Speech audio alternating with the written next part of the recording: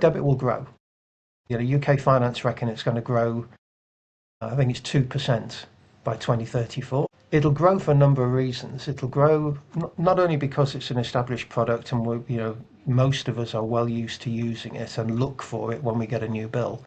It'll grow because the population of the country is growing, the number of households is growing. We're now in a subscription culture, which we weren't 10 or 15 years ago. We're getting multiple new subscriptions. And yes, they're not all offered by direct debit. A lot of them are offered by card.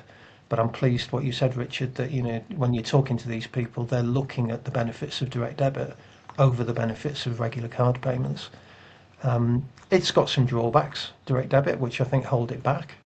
I think we all know about the first collection, the time it takes to make the first collection. It's UK only, and I know I've spoke to some very large organisations who operate in lots of different territories.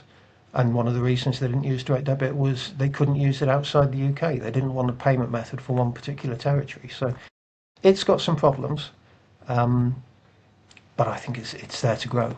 There's just huge opportunities still for direct debit. I think you brought up some things about factors in the UK, the way that we're growing, population, number of households that will drive. I think at the heart, though, it is its simplicity. You talked about, well, maybe it'd be nice to do a direct debit outside the United Kingdom, outside of sterling. A long time ago, I mean, this is like the 1990s, I built products at Barclays, and I built an international direct credit and an international direct debit proposition. So a magazine subscriber could take collections, take debits from people right across Europe in a local currency from a local bank account. And it sort of was okay, but its biggest problem was it was too complex and too difficult and too hard to make it work. And then direct debit is that just the complete opposite, is that absolute simplicity that and I think it's almost boring, because it works so well. Sorry, Richard, go for it. Yeah, just to add on to Mike's, some things that aren't quite right.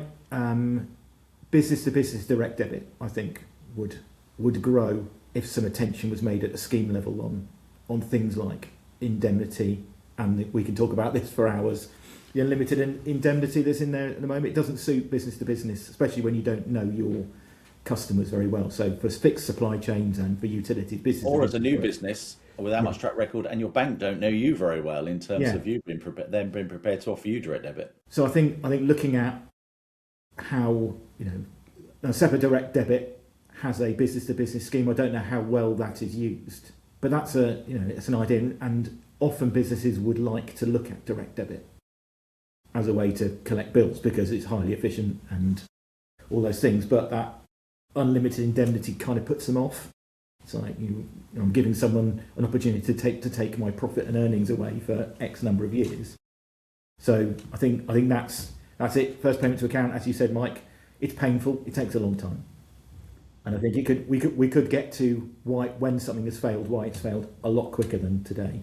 But these things can be fixed, and a lot of them without having to uproot technology and completely change infrastructure. It's tweaks to schemes on some occasions.